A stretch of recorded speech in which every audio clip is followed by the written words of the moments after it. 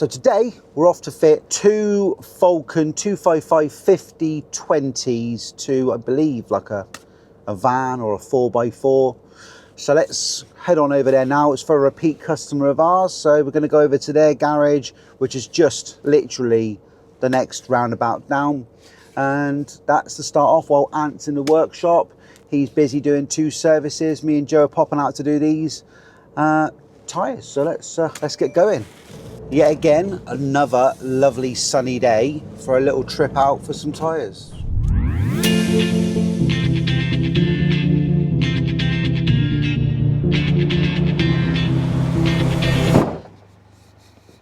Roadstone. Lovely caps. Get the cap off. There's a little gap in there. We'll get a screwdriver on that. Silver caps. Make sure we put them back. Cover. Wheels. That's going to be fun. It's got like they're not smooth on that, so that'll be an extra thing to consider when I'm removing it. If you set your rim into there and as it goes round, it will then chop the top of that, so you've got to go further out when you're setting the machine up. Right, so it's just a case of two front tyres. Let's get the van set up. I'm hoping he doesn't need to get another car in and out whilst I'm doing all of this.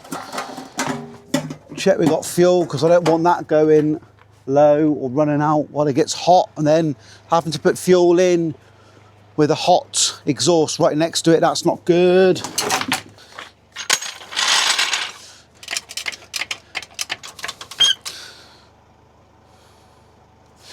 Right.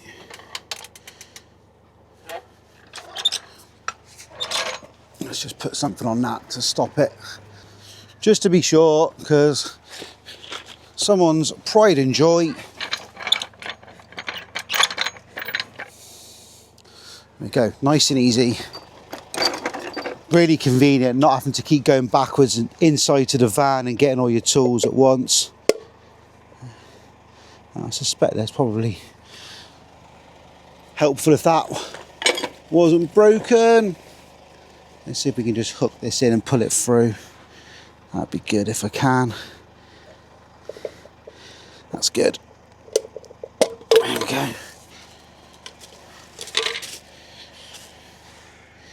Okay. Let's just see if there's anything different between our socket for what he's... interesting. So he's got... So conventional 19. I can see why he's done that now. Because it's... You compare my 19 to his, that's like a shallower. So yeah, cool, nice and prepared. And that also fits on the lock and wheel nut key. Let's crack that off before we do anything else.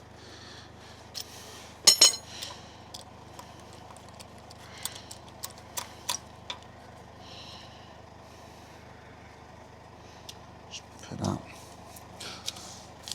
nice and safe in there. Just check and see if they're not too tight as well. Okay. Yeah, he's a strong lad.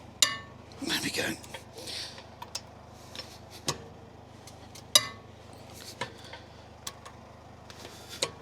Now I'll tell you why I crack them off with the breaker bar. Is for years and years I had a snap-on gun, and it was, I'll be honest, it was rubbish. So I ended up cracking off all the nuts by hand before I'd done anything else. So it's pretty much stuck with me, even though that would pretty much get off any nut.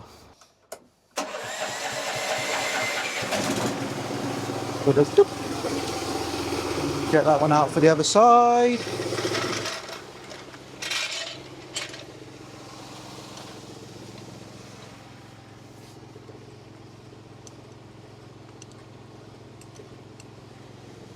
That one's already loose, look.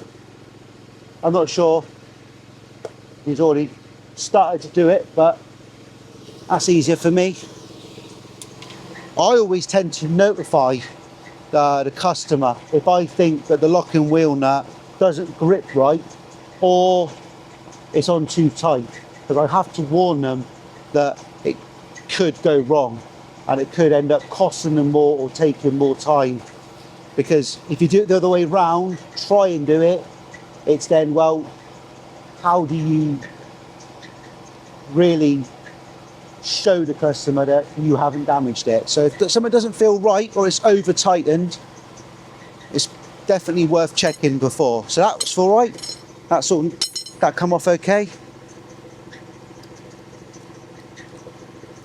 And it's also the right nut. So on here you can see this one's actually got quite a good step on it there, so it would grip even if it was a slightly too tight, because it's quite well made.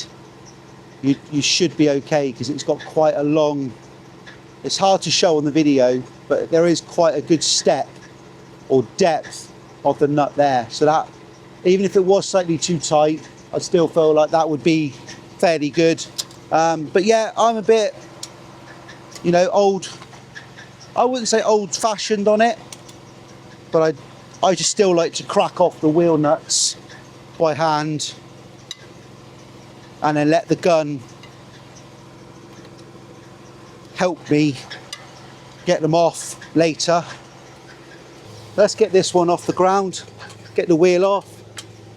Before I do that, let's just make sure that he's put his handbrake on, which he hasn't. So, although it is in park, what I'm going to do is I'm just going to reach through and just pull the handbrake on.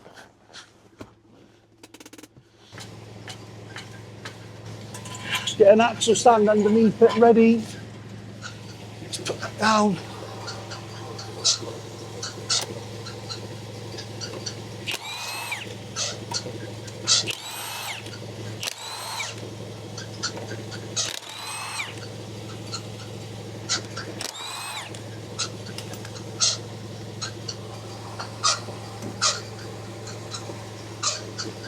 So we got a spigot ring, making sure that's not going to fall out. That's okay. Don't want to lose that. If that falls out or you lose it or it breaks, that could then mean the wheel doesn't fit correctly and it can vibrate off. So it's worth, when you see them, making sure that they're in nice and secure, nothing obvious. So whilst the compressor air is all built up, thought I'd quickly just show you, while it's a bit quieter, why he's probably gone for a new tyre. Apart from the obvious, the cuts in the tyre, you've got wear all on the outside, sorry, on the inside here of the tyre that runs all the way through it. I don't know how many miles he's done on the car since the tyres were on there, but these, I believe, so Roadstone, probably fit into the budget tyre category, and he's upgrading to the higher end of a mid-range. So he's gone for the Falcon, so what we've got there, the FK520, so a good tyre. It's going to last him a lot longer. It's going to be giving a lot more grip as well. So that's that one there. Let's take the air out of the tyre ready. If you didn't already know, which is some of you, some people it takes a little bit longer, but in the bottom of your valve fitment tool was actually a valve core remover, which is great. And this also gives you the longevity in your tyre machine as well, by taking the core out of the air. So by taking the valve core out, which is just this little bit here, you can let all the air out of the tyre. That puts less pressure on the machine. So it gives the machine more longevity, because you're not putting extra pressure on the ram trying to force against the air in the tyre. So that's a really good tip. If you're one that just runs in and you're in a workshop compressor and it's got a massive, great big tank on reserve, and you're not fussed on whether the machine's maintenance is a problem for you, fair enough. If you're in a tyre van, you've got a 150 litre tank and you've got your own van and your own machine to maintain, highly recommend doing this method, because you're going to give your machine a lot more longevity, because you're not going to put extra pressure on the ram, because you're pushing against the air that's in the tyre. As you can see, the tyre is now completely deflated. So as a rule of thumb, I assume that each tyre has got the TPMS stem in it. I feel like it's a much better way of just being in a routine, that you're not breaking it by the valve. That way you don't get caught out and you don't have to think about whether you're going to snap a TPMS sensor inside the wheel. So you go, it's not taking a lot of pressure to break the bead off. And then we got like a nylon pad on the side of the machine which protects the face of the wheel. These are really effective at not scratching customers' wheels. So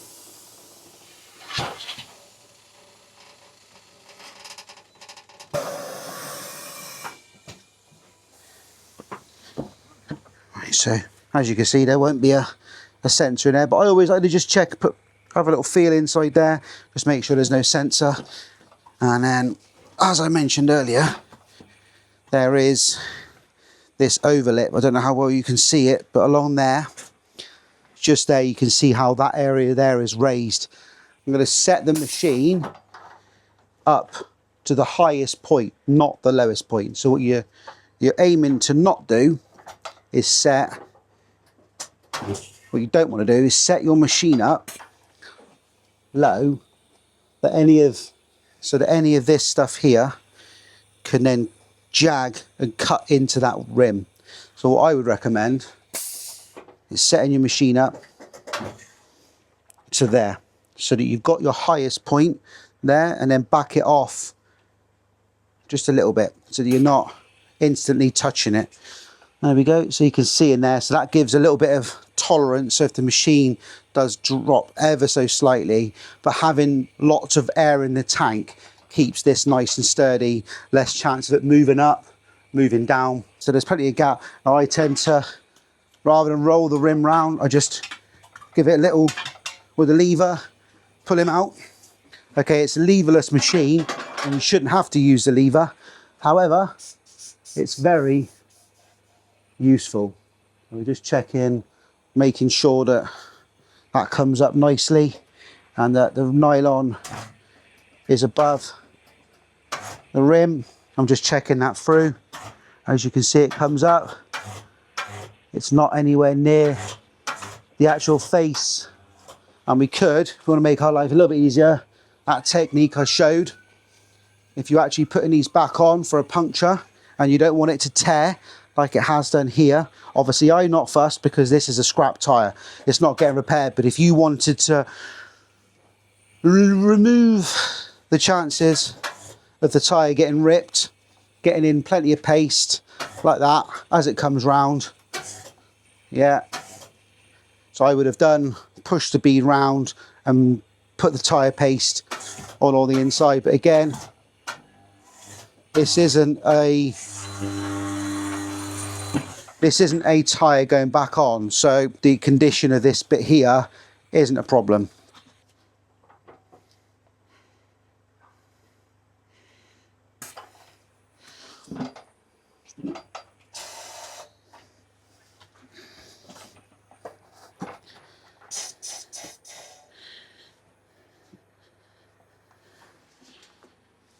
It's better. Let's get some more air in that tank.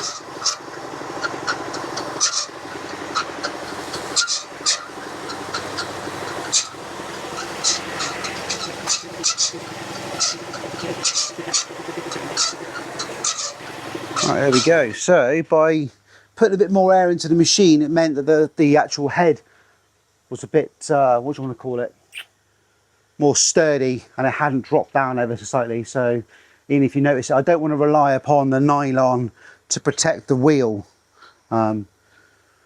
because it's very nice wheel. Right, let's change the valve over and figure out what he wants to do with that chrome bit. So for now, let's just cut that off.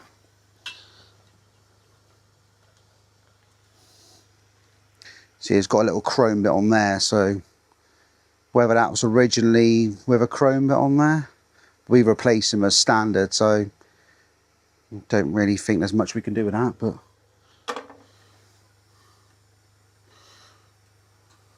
I like to try and get all the way down the bottom. Gives me much more grip onto the threads as well then, as I'm pulling it through into there. Now, visual check on the rim next along here, just making sure that we get it a bit smoother. So you see on there, there's some old sealant. We don't want any reason for it to not seal when we put it back on.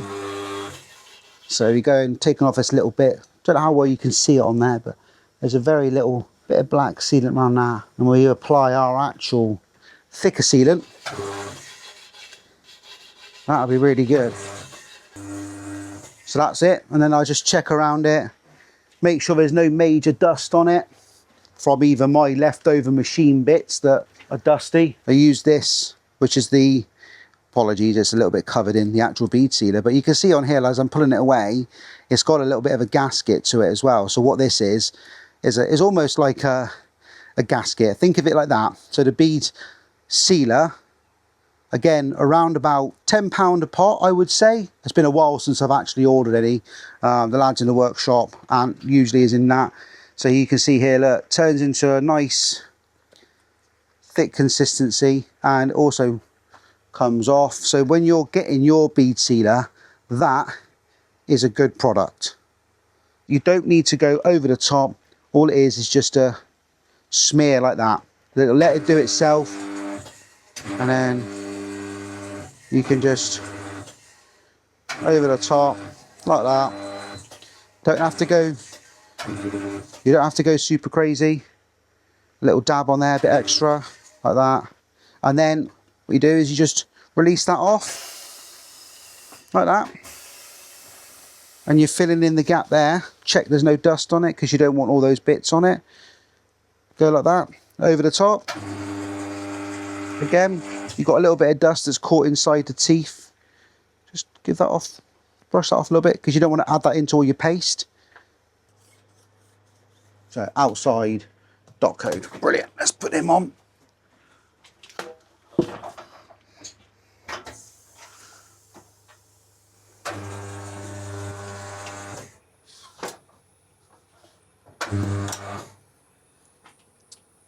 Got to be careful not to snap that off. That keeps that online as I'm going round. Hopefully salvage that. But she's on. Woo! Yeah, so this is a little bit more of an intricate job because you've got a diamond cut face to it, and that I can only describe it as really like a castle roof where it just goes up, steps up, steps up, steps up, a bit like a cog where you see like a pattern where you just go up, and over. And yeah, we really want to be making sure that we don't scuff that rim.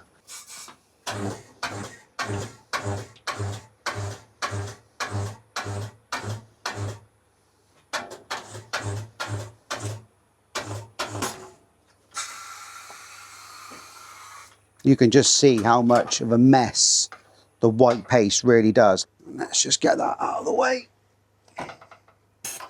Let's put some air in the hairline. Right, so we've got a chrome dust cap to go back on. Slightly limited on space. Let's see what we got. Let's very carefully remove the wheel weights. Now we can move on to the balancing. So being careful that we've got a spigot ring on the inside there.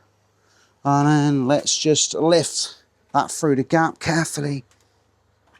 Load them up. See, I've got it nicely set up, so I've got enough space for the biggest wheel I can fit, the biggest gap above the top, and enough space down there, enough gap to get the widest wheel that I've ever needed to get. Right, there we go. We've got to just take the that off the top. There we go. Right, let's try and get that in there up as nice as close as possible. Just being careful of the rim. Luckily it's nylon, so designed around it. There we go, just in there, nice and tight. Right, and then the hard part is this one doesn't have any spindle handles on it, so we'll have to just make sure we get it up to speed. There we go. Slow the wheel down. 10 and 35. Now, it's got black weights on there originally, so we'll put some black weights back on there for him. I tend to do that by feel on the inside, and that's nice, and hopefully spins up. There you go, just hopefully always going just fast enough. Face that's just a bit flaky, there's nothing on there, there's a problem. Let's put that back on.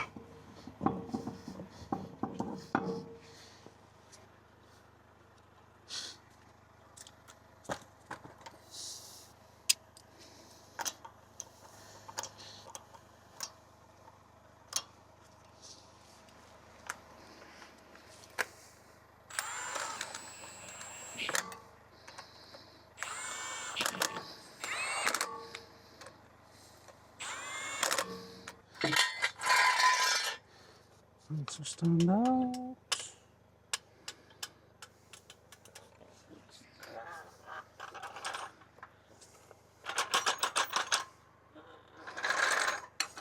Right, same again, do it on this side now.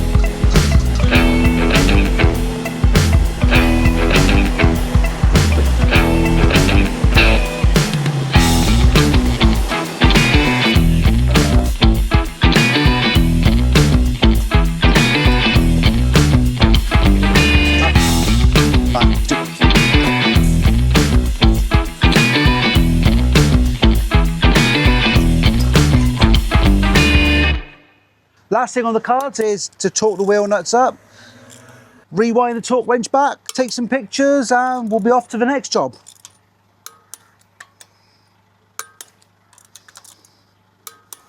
There he is. Go with that.